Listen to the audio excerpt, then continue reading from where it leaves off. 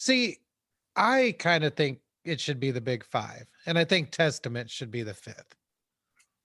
Personally. Yeah, but was Testament as rules. I mean, they rule, but were they as influential as those other four bands? I think I do think as far as the underground's concerned, Testament was really important. Mm-hmm. But okay. I don't know. I mean, that's not what makes something part of the big whatevers. Well, maybe whatevers. That's also what people call us. Oh, those two big whatevers. The big whatevers, dude. Oh my God. That right there is, if we ever change our podcast name, the big whatevers with Dan and Erik. This is the show where we ponder the big whatevers out there. The big whatevers. Dude, oh my God. We need to quit giving our secrets away on air, Erik. I feel like people are getting rich off of us at this point. Really? I mean, if they are, please contact us. We will do anything in the world to help get that money to us. So please, whatever you need from us to get that money to us, just let us know. If you need us to sue you, then go ahead and get a hold of our lawyers for us. Here are their numbers. Let them know that we need to sue you. The idea that this show would even have lawyers is just hilarious enough. Well, I'm sure it's like pro bono, pre bono, before you two had the singer that they have now. Yeah, because right when they were on the edge of success. Yeah, exactly. Edge. Jesus. Oh wow. Oh my gosh.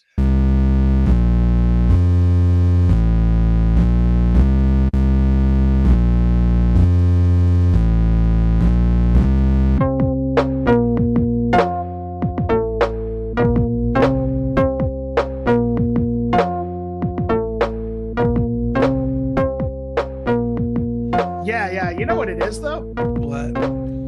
It's the Accelerativ Thrust with Dan and reluctantly Erik. So yeah, that is my new introduction for now. We'll see what happens. But what about what is it usually? Greetings, citizens of Earth. Citizens of Earth. Sizzling. I let people know who live on Earth. I like sizzlings. I really sizzling. Yeah, so do I. It's citizens of Earth. You know what? Let's just do it that way.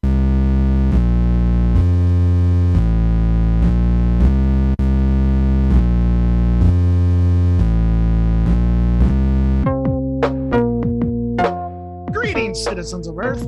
Welcome to Accelerativ Thrust. I'm Dan. And I'm Erik. And we've already been through that. I really honestly hope you don't edit the what we just did, though. Like I'm not leaving any of this in. None of it. Those of you who want to talk to us, we've got a Facebook and we got an Instagram. Content Made Right, Spotify, Transistor, Google, and a bunch of other platforms for streaming. Mm-hmm. Sorry, my intro is kind of choppy today, everyone. But thanks for listening. Not for long. Yeah. That's the sound I make editing. Yeah. Okay, yeah. So if anybody has any artists they would like us to cover, interview, review, the interviews we want to keep local. We want to keep the Iowa, Illinois region. However, we review anything. Let us know. Just hit us up on our Instagram or Facebook. Send us a message. Leave a comment. If you're in a band from this area, let us know, man. We want to hear about you. We also want to hear you. Yeah. So yeah, let us know. Nice. Today's episode, we're returning back to form after a couple of weeks. Yeah. We're gonna talk about records, Erik. Yeah, just some old dang records. Remember when we used to do that? December 13th. Mm-hmm. That was a long time ago. Yeah. Way back in 2021. The old days. Oh, back simpler times. We're going back to the old days. Yeah, there really hasn't been much exciting music or strange news lately. I guess the only thing that I really found was this little thing about Tyler, the Creator, who is one of my favorite artists. He's more than just a rapper. Yeah. He's one of the best producers. And his last album ended up on my end of the year list. But he made a comment in an interview where he said that he kind of was thinking, I guess he was kind of joking about changing his name because his moniker, Tyler, the Creator, was really dumb, which it is, but I like it. I think it's a cool name. Yeah. I enjoy it, but I guess he deleted all of these tweets where he kind of talked about this. And then he wrote on Twitter, I never said I was changing my name. Are you stupid? Yes, he wrote on Twitter. Will embrace my last name more, less Wolf Haley. Wolf Haley is kind of one of his personas or one of his alter egos, I think. Never said I was going to change my stage name. What your ears on, bro? He then explained why he was using all caps with another tweet. All caps makes you think the person is mad or something. Ha. While it gives off the emotion just being uppercase. I call bullshit on that. I think he's using all caps because you can't say MF Doom's name without using all caps. There's a whole track. That's true. Yeah. There's a whole track, and Tyler, the Creator, is definitely an MF Doom inspired dude. When initially asked where Tyler, the Creator, originated, he explained that it was from a MySpace page when he was 13. Man, that makes me feel old because when MySpace was going on, I was like 26. He had 3 of them. One was for regular friends. Another was for something else. And then the third one was just ideas. I wonder what that something else is. I would put drawings and photos, blah, blah, blah. Anyway, so he started using one more. Anyway, none of this matters. The point is that he kind of alluded to the possibility of using his full name, Tyler Okonoma. I'm getting older, and I think when people get older, they start to realize shit. You just start changing, is what he said. So anyway, bottom line is Tyler, the Creator, I guess, is not changing his stage name. Okay. Well, I don't know. At least he gave us something to think about or worry about or have an opinion or something. People should just make shit up all the time. Absolutely. And you know what? This gave us news this week. So true. Because I really could not find anything. There's something about, I think there was something about Kid Rock or something. I don't want to talk about Kid Rock. Yeah. I mean, come on, man. I don't care what the news about Kid Rock is. Yeah, I really don't care. But Kid Rock found his keys that he dropped in his yard 2 years ago. That's about as exciting as it could get, right? Dude, if that was actually a news story, I would talk about it on this show. Kid Rock has hair. I don't know. Kid Rock returned library book after 48 years to a Delaware County library. He doesn't have a library card. If he does, it's at the Budweiser library. Yeah, the Budweiser library. Yeah, books about Budweiser. Yeah. Yep, I'm sure it is. Oh my God. He would not support commie bullshit like the library. Let's go ahead and talk about records. What do you think? I mean, we're talking about music. We just haven't really gotten to records yet. Right. Yeah. And there's a lot of tasty sonic experiences here. Oh, yeah. Go for it. All right. All right. Nice. Oh, man. I love the professionalism of what we're doing right now. Professional jism. Professional jism. Okay, I'm going to take a drink to that one, dude. I'm sorry. I need a drink after that. Oh, shoot. Oh, man. I hope the sparkling water kicks in soon. Sure. I could really use the sparkle buzz. Sparkle buzz. Oh, God. Okay, now I'm going to go ahead and get this started now. All right. Mm-hmm. So my first pick of the year in 2022 is from this group called Brockhampton. And the name of this record is Saturation. And it is the first of a trilogy, actually. There's Saturation 1, 2, and 3. And this is the first one. And it's also their debut album. Brockhampton is kind of this collective who actually identify as a boy band. And they're kind of not unlike Odd Future or even like the Wu-Tang Clan, in that there's several members. I can't even begin to name off all the members. And I think that some come and go. And I think maybe there's some, switching out and, people joining later. They actually have like 6 albums total so far.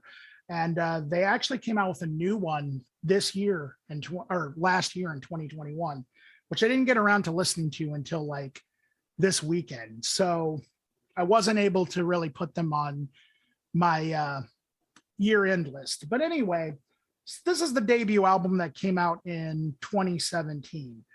And it is one of, in my opinion, the most exciting and interesting hip hop records from beginning to end. The fact that they refer to themselves as a boy band is pretty fitting, actually. The only thing I really know about these guys, aside from all of that information, is that the main guy who kind of oversees the production, and I think he also raps, is this guy named Kevin Abstract. And I love the production on this, just from beginning to end. I think it's a great record. There is some offensive lyricism that, I guess you could definitely, I could see how it could be problematic, but I also think that there's also a lot of forward thinking on this record, just in terms of like sound. And also there is some inclusive things going on here as well. It's at least one, or maybe even a couple of the members are gay. And they rap about that or sing about that. And that's the other thing that's great, is that another reason why this record is so interesting is that it starts off very rugged and very just like noisy, very reminiscent of something like almost like a Wu-Tang Clan. Like the first track called Heat is just this really bombastic bass. And there's a lot of cussing and a lot of braggadocio kind of going on, but it's done really, really well. And the record kind of stays like that for a while, for at least probably the first couple 3 songs. But there's hints of like this pop sound kind of coming in as well. And it's a very colorful, there's some auto-tune singing. Sometimes it's like noise rap. Like there are times where it borders on something like Death Grips, but not, I would say it never really gets as extreme as Death Grips, or even like, I even hear maybe some like Run the Jewels kind of going on. Sometimes it's almost like 90s, like hip hop type stuff. Like there's a little bit of horrorcore sounding stuff, although it's definitely not a horrorcore record by any stretch of the imagination. Sometimes it's really up tempo and upbeat. Other times just almost like a dark trap style. And then there's like always this sort of overtone of a psychedelic thing going on. But then there's also some straight up singing and a lot of auto-tune kind of thrown in as well. And for me, it's really just a great record. And it's also, in my opinion, a great introduction to one of the most interesting collectives in like hip hop, pop, the way that they're kind of doing like this weird sort of pop rap at times, but then also doing like the dark stuff. It's kind of something that I never really heard done before in this way whatsoever. And I think it's really cool. It's also just very catchy and just really well done. I would say if you're a fan of like Odd Future, JPEG Mafia, and maybe like, I don't know, something like Danny Brown or something, you would probably kind of dig this stuff. But then also, if you're a fan of I have no better way to describe it because I can't really think of any artists like, that I would compare, like SoundCloud rap, or whatever you want to call it. Well, okay, you mentioned like Lil Ugly Mane on your year-end list, Eric. Something like that, like maybe more so like the earlier stuff at times. But I also hear some like indie rock influences and things like that. So I don't know. I think this is a really interesting rap record. When I first heard them, I didn't care for them. Because I actually heard them when they first came out. And then I don't know, something clicked. And I actually listened to Brockhampton's entire catalog, all 6 of their albums. I gotta say, the whole trilogy of Saturation is fantastic. Cool. What did you think, Eric? Yeah, I did like it. It wasn't what I expected though, because I heard, I guess it's considered a mixtape and not a record, but the All American Trash release from 2016, our friend Sean got me into that. And I really liked it. It was a lot more aggressive, I feel. Way more. It like you said, like Run the Jewels and Death Grips and things like that. It still wasn't to that level at all, but it was aggressive and heavy. And they really utilized a lot of people coming in and out, and all the different artists sort of showing up and being included and stuff. And then periodically it would slow down and it would go into sort of like a cloud rap sort of thing, or even like an emo rap, but also just like emo too at times. But those seemed to sort of be in spite of their sort of rowdy, almost party atmosphere that they were trying to bring on that recording. It's not to say that none of the mellow stuff was there, but it was, like I said, it just sort of seemed in spite of this other image. And with Saturation, I felt like it was kind of, that ratio was flipped. Yes. So it's way mellower and way calmer in general.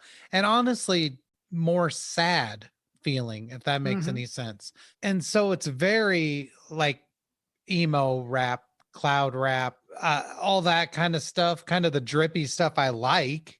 But and it starts to feel like that's what they're putting out, and the aggressive stuff is sort of in spite of that.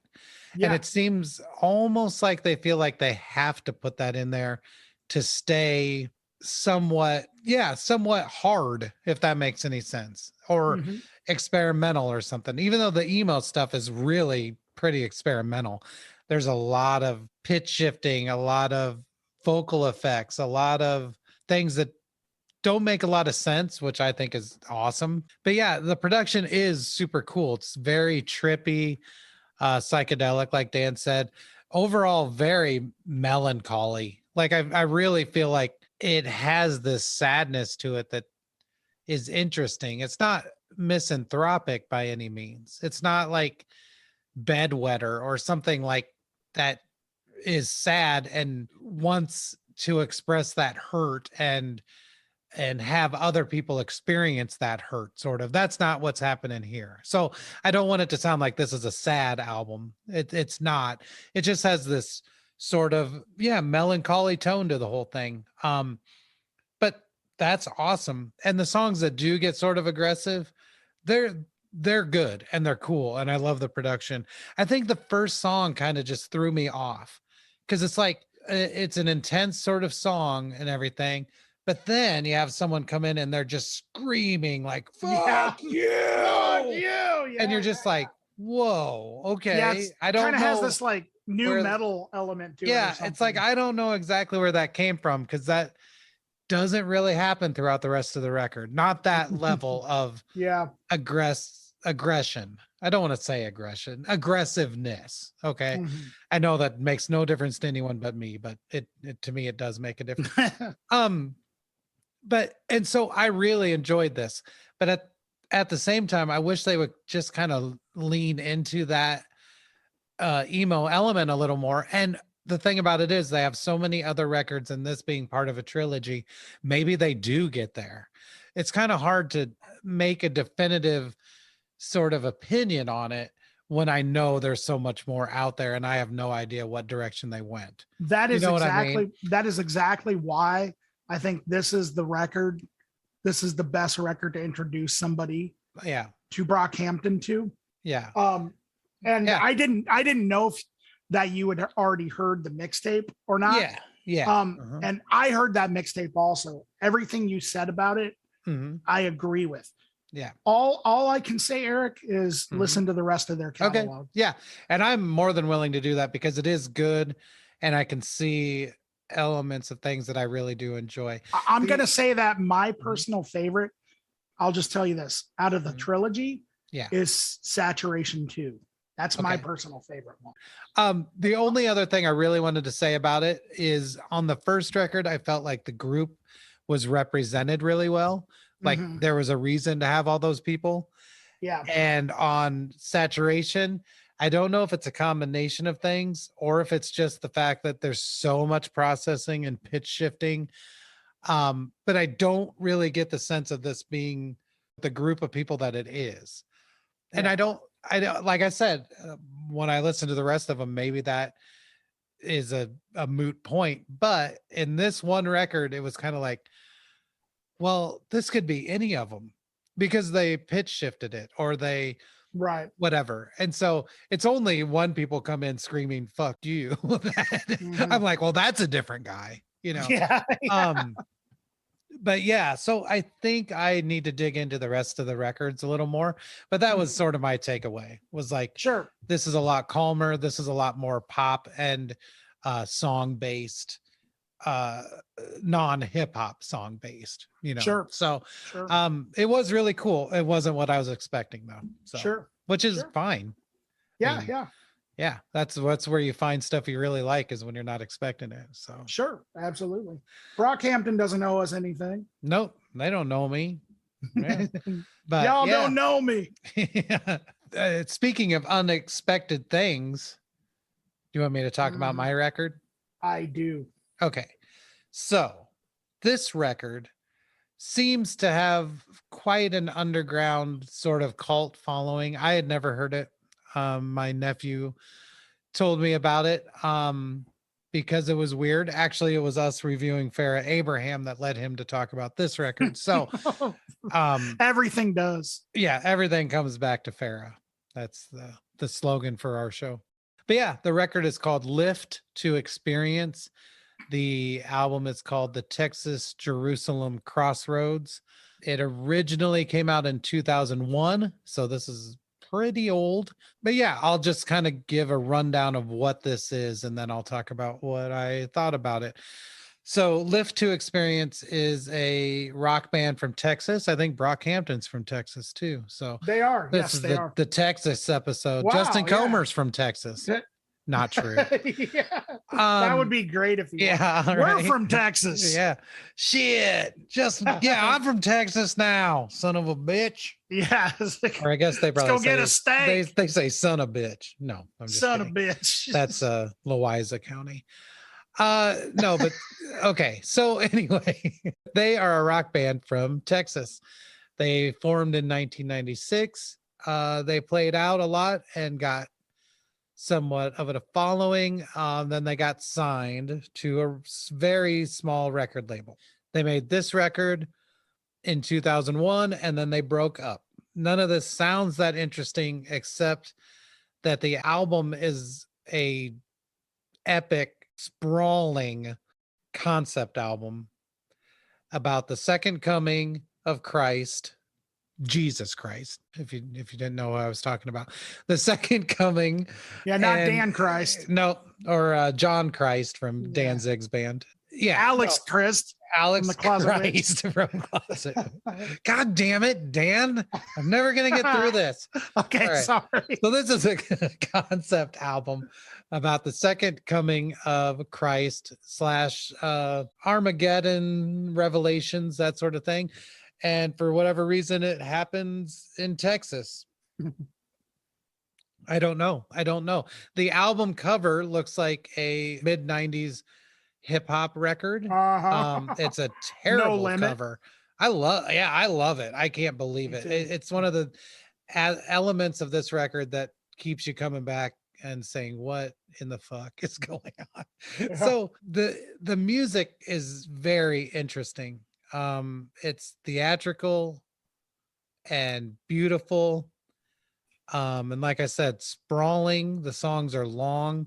There's elements of shoegaze here, indie rock, post rock for sure. I would not be surprised if somehow Live to Experience influenced some other post rockers. But that's not all that's happening. I mean, the indie rock element of it is strong. I think it is probably the defining element of the record all the way through.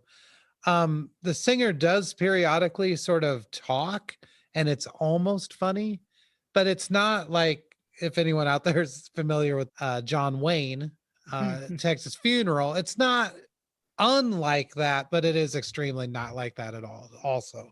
But you do have this sort of insane, funny concept to the album, and you do have elements of that presentation being somewhat funny as well. So I don't think it's taken completely seriously, but it's taken really seriously too. So, but yeah, the really long parts, really long songs about, yeah, Armageddon happening in Texas. And it's really pretty. I think that the reason it's become a cult record is because, the band broke up almost instantly after it was released in 2001. And I think the singer also sort of disappeared from the public eye, sort of like a Neutral Milk Hotel sort of thing, just like this person makes this amazing piece of art and then disappears and doesn't really want anyone to talk to them about it.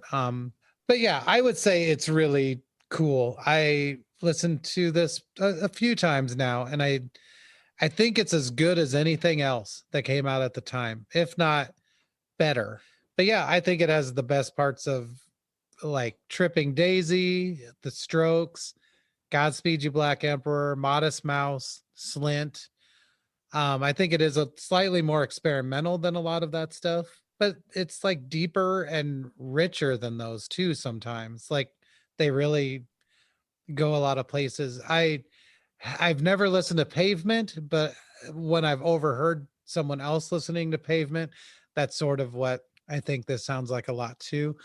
The singer has a really nice voice, kind of like Tom York or Jeff Buckley, or believe it or not, Bono. I know that sounds terrible, but it is a vocal style. And yeah, and maybe a little bit of Toadies in there too, but that might just be the Texas rock feel of it at times. Yeah, I don't really have much to say other than this is a record that is being revisited, and people are really into this idea that, it was an amazing thing that just sort of bubbled up and died.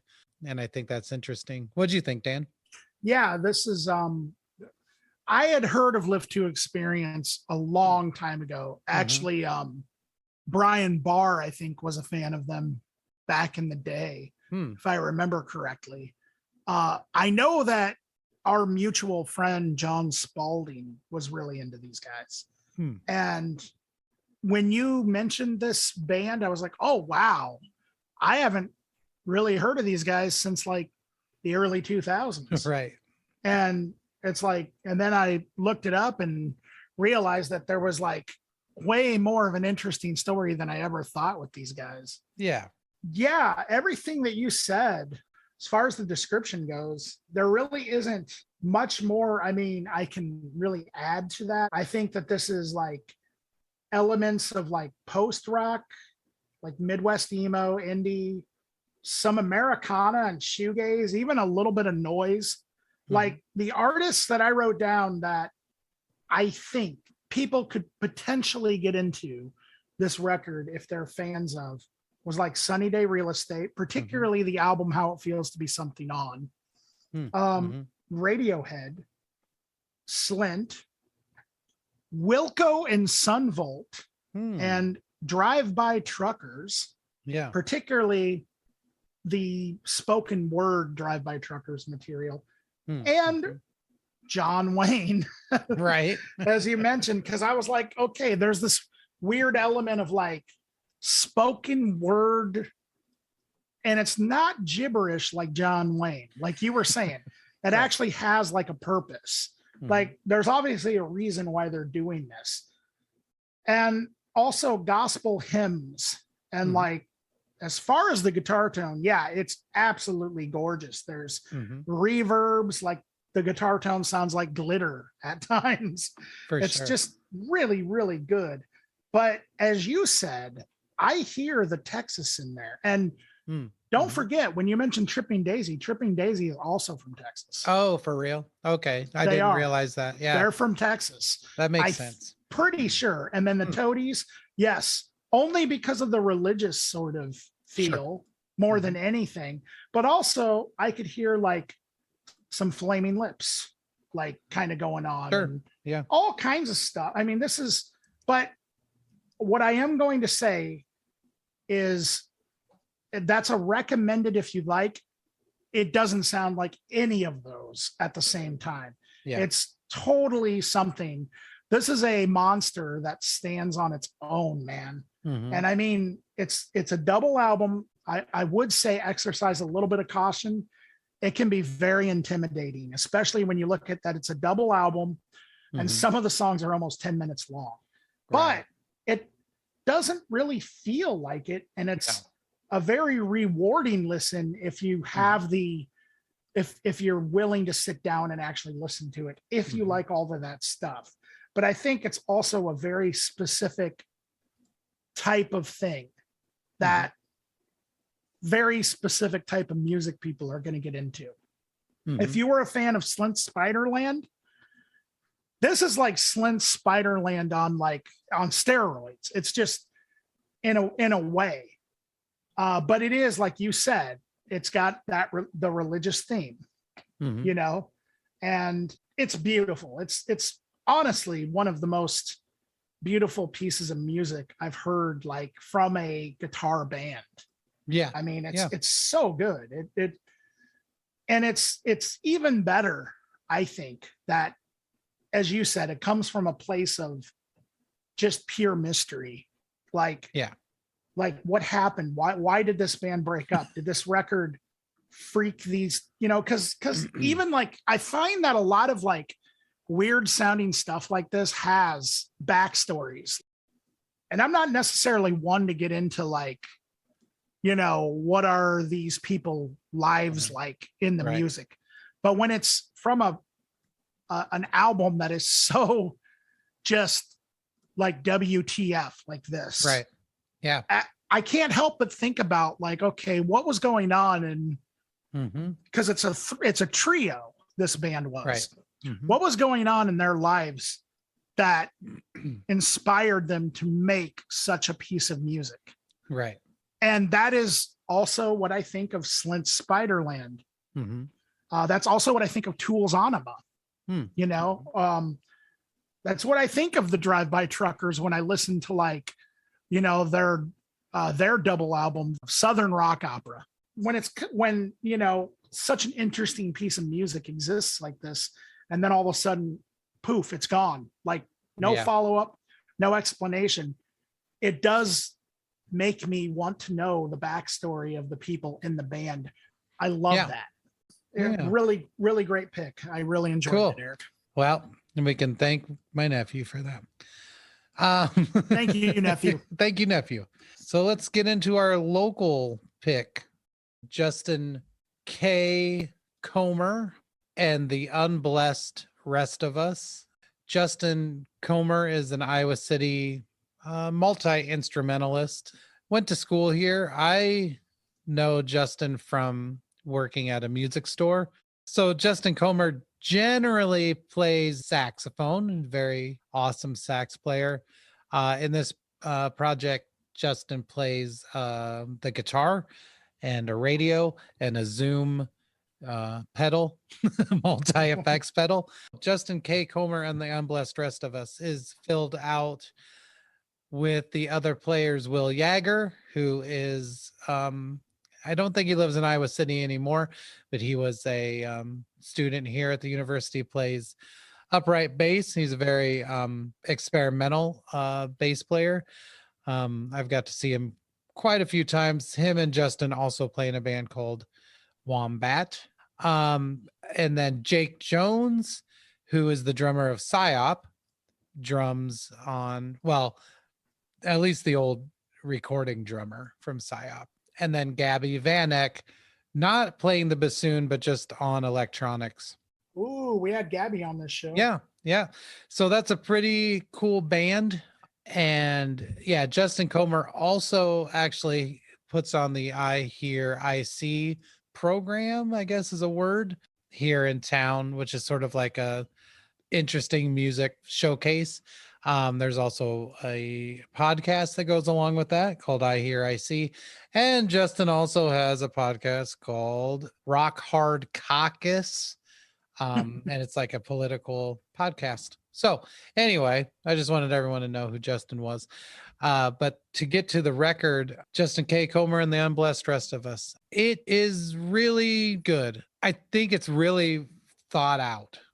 I know that it's probably improvisational, but I don't know how much of that is complete improvisational, or if they had an outline or at least segments or parts or sounds that they wanted to hit, or even an overall arc that they decided to follow.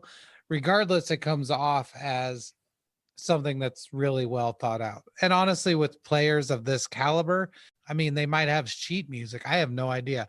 I'm guessing not, but it's cool when you know the players know what they're doing, because it kind of excites the imagination to think of, well, how did they accomplish this? When it comes to people that, yeah, sort of have an idea of what's happening, it's like, for some reason, that's always exciting to me. But yeah, I really like the movement of everything. I like how things sort of do move along. It's not just this sort of stasis feeling that improvisational music can sometimes have. They're not just stepping through the arc of the whole thing. You know, they're not just like, oh, now we're at the noisy, loud part, and now we're at the quiet part. I think this moves around a lot and does a lot of things. And I think a lot of that comes from Jake's drumming. I think that a lot of times, if you have a drummer in this kind of music, it does kind of propel the entire thing, and it sort of makes it a little more cohesive, and have some direction and structure to it. And I think that really does a lot. The drums, to me, kind of tie it all together. And I also really liked the sort of sonic palette of the whole thing. I think that because in a way they followed almost slightly closer to a traditional rock band sort of idea, where you have, when you break it down, you have a guitar, a bass, drums, and essentially the electronics take up the rest of that sonic space. I think that it kind of has that feel to it at times. It moves a bit like, maybe not rock music, but maybe like metal. And especially with the drums, there are essentially blast beats, you know, at times.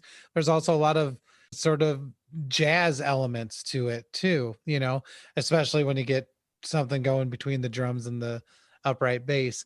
But yeah, I would say that this is your kind of music. This is one that really covers the entire spectrum of sound, and it is super engaging because of the way things are tied together and the movement of the whole thing. I just keep saying that, but it really is kind of what worked for me in this whole thing, was just that there's a propulsion to this music that sometimes is missing from this kind of presentation. So I liked it a lot. And it's, like I said, it's hard to always stay up and excited about some of this music that seems like it's very hard to latch onto. But this one sort of rises above the rest of them and sort of is cohesive enough to latch onto it and have a really enjoyable experience. So yeah, what'd you think, Dan? Yes, I really enjoyed listening to this. Again, like sort of like live to experience, it can look like it's going to be a very intimidating listen. And to a lot of people, it probably will be. But again, if you get through it, the rewards are just so high. I struggled at first with even trying to explain this, which I love, because that means that I'm being challenged with my ears. First thing I noticed, of course, is the musicianship, uncanny. It's got some of these elements of free jazz. There's maybe some electronic kind of going on. I definitely would not put this in the category of noise, because it, like you said, Erik, I think that it's a pretty calculated record. Like, I think it probably is improv for the most part, but like you said, with the level of musicians that they are, I wouldn't be surprised if they had some sort of plan, before they went in. The other element that I really loved about it was the sampling. All of the, it sounded like bits of like news reports that had to do with pretty much, it sounds like everything that's kind of going on, in our culture and kind of going on right now. So that added this feel to it of like apocalyptic doomy kind of sci-fi. Like, at times it sounds like a straight up score to like a dystopian existence. It's very cool. And I could actually see this being used as like a score to a movie even. Yeah. Like this, it's very, like, it's got that sort of undertone to it. Like, parts of it reminded me of something that I would see on, like, I don't know, like They Live or something, like, I mean, They Live was more synthy, but you know what I'm saying? Like, if there was like an updated version of like They Live, or like, I don't know, have you ever seen the movie Beyond the Black Rainbow? Yeah. Things like that. Like, there's totally this, like, or if they did like an adaptation of like Dr. Blood Money, the Philip K. Dick book or something, like, just really some science fiction sounds kind of going on, cool. which I think is just, that's an element that I love. In fact, to be honest with you, like, that element of it and the samples is not that the music is interesting enough, but to me, that was like the icing on the cake. That added an element to it where I'm just like, whoa, how did they do this? What are they doing here? Like, there's parts where I genuinely have no idea what's going on. I mean, I literally have no idea what instrument is being played. I literally have no idea, like, what it's mind blowing at times. And it can, again, I'll kind of warn that, like, if you don't think you have the patience to sit through something that kind of builds up and then eventually, and I'm talking sometimes it can take 6 to 7 minutes to get to like this, I don't know, climax, I guess. This probably isn't the record for you. But if you're into this kind of stuff, like you said, Erik, and even though I wouldn't call this drone, I think there's elements of that. Yeah. But if you're into, like, okay, like even Godspeed, like I could almost like compare this to parts of like Godspeed. Or another thing that really came to mind was the production from Octopus in the group Dialect. Have you ever listened to Dialect? There's elements that reminded me of that, like the production style of that. And it's just really like, man, very masterful, man. This is really good stuff. This is, I really enjoyed it, Erik. I never really even thought about the almost industrial element of the whole thing. But that's a really good point, is that this is not dissimilar to some of the more experimental or ambient sort of tracks that some of the industrial bands did do, like Skinny Puppy or Absolutely. things like that. So, or even 9 Inch Nails. yeah, absolutely. I never even thought of that aspect of it, but Yeah, I can definitely see that because you do have basically two people running electronics and sampling. Yeah. And I think that element of it, just to add to that point, the element is only enhanced by the samples, the news samples, the talking. And there's a lot of times where I feel like they utilized it so well on this record. There are a lot of times where I feel like that is just kind of used as like, I don't want to say filler, but it's used as just like, I don't know, like, well, let's just put this cool part. I feel like there was actually a reason why they were using that, the way that it's sequenced. Like there's, and I don't know, maybe I'm wrong. Maybe they just kind of threw it on there, but I feel like they kind of used the samples that they put for a purpose in the areas where they put them, you know? Yeah. Like I kind of got that feel. I kind of feel like they thought, well, okay, this part sounds like this, you know what I mean? Could be. We'll have to maybe ask Justin about that sometime because sure, that would be great. Because he is listed as playing the radio. And when I saw him, he did just kind of use whatever whatever was they were saying on the radio. So it's like he's using the radio as an instrument. So I don't know how planned out, at least what was being said was. I have no idea. Wow. So might be something that we'll have to find out. Because dude, yeah, absolutely. I would love to talk to Justin and whoever else about the making of this. I would love to hear it being broken down. Well, I'm sure we can probably make that happen. So I think we should. Nice. Yeah, there's not a lot going on as far as shows this week. Well, I do know that a couple of them, unfortunately, coming up have gotten canceled. Oh, really? Well, you might have to tell me about those. Well, I know that the Closet Witch. Yep, the Closet Witch PSYOP show got canceled. Damn. All right. Well, everybody, I will tell you about the shows that I have and maybe verify with the venue that they're still happening. Because there's a possibility that any of these might be canceled. Yep. But anyway, here we are, and it's time for the local show calendar. There aren't many, but today, the 6th of January, this is at the Raccoon Motel.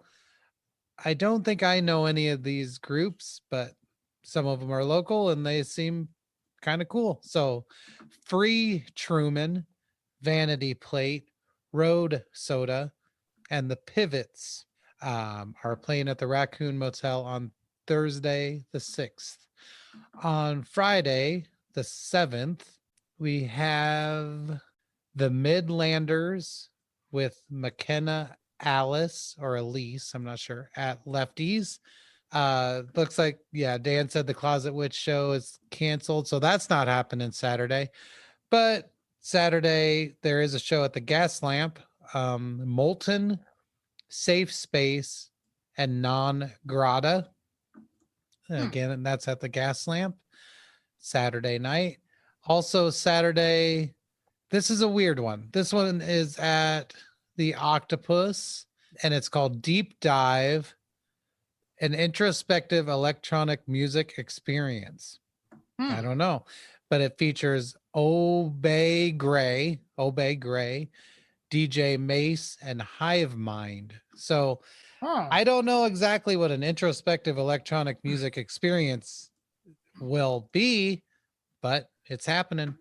Yeah. That's Saturday at the Octopus. So then let's see what day this one is.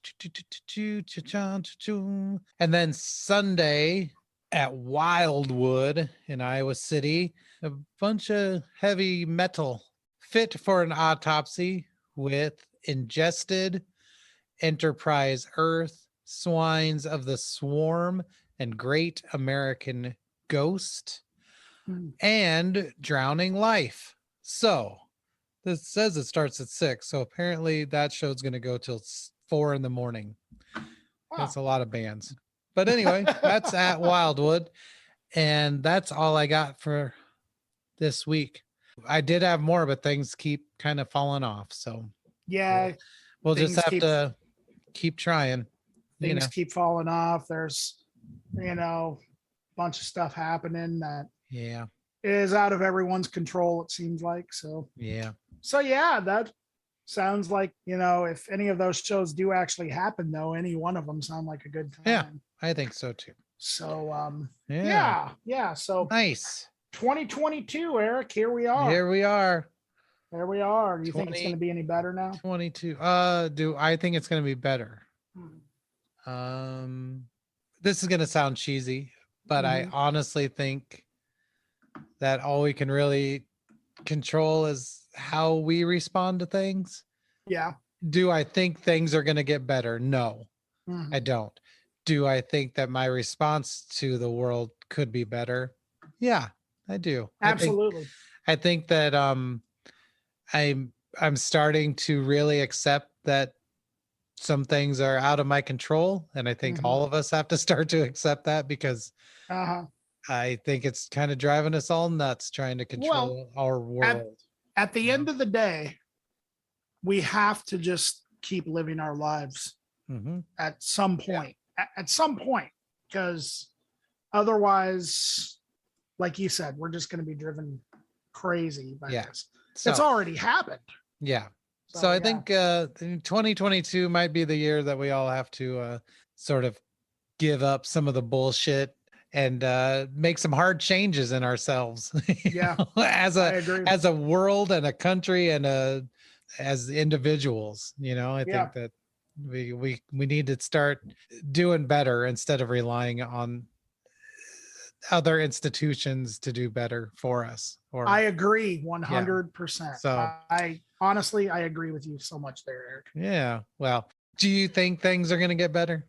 I think that my answer is not too far from yours. When we start accepting the fact that things are going to be here that we don't like and that we don't have any control over at the end of the day as individuals, and that certain institutions and things like that we can't let overrule, and I agree with that.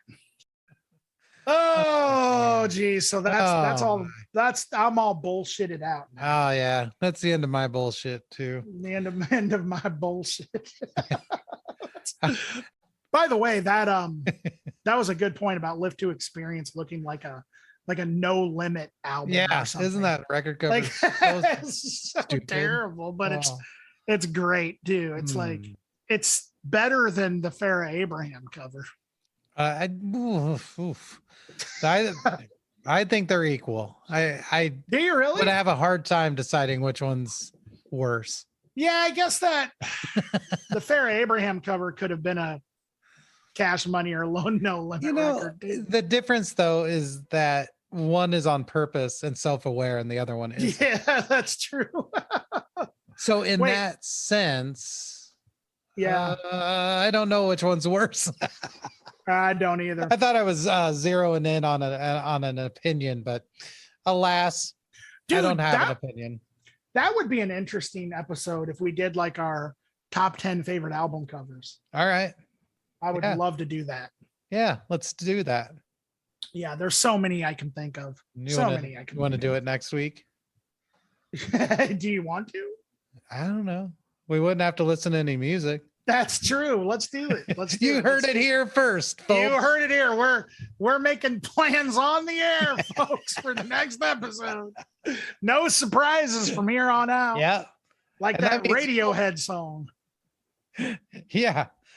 That's actually one of my picks. The No Surprises single. Really? No, I don't know what that looks like. I don't even know what it looks like. Oh man, that's funny shit. It's just his face under in a sink full of water. Isn't that the video? Yeah, that's the video. He's in a sink full of water. Yeah, he's in like some sort of sink. Just Tom's wet face. That's Tom's wet face. Well, folks. That about does it for us. Happy New Year. Happy New Year again.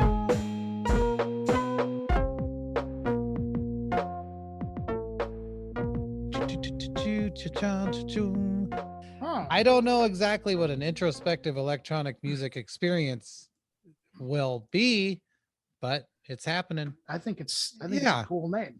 Yeah. I enjoy it.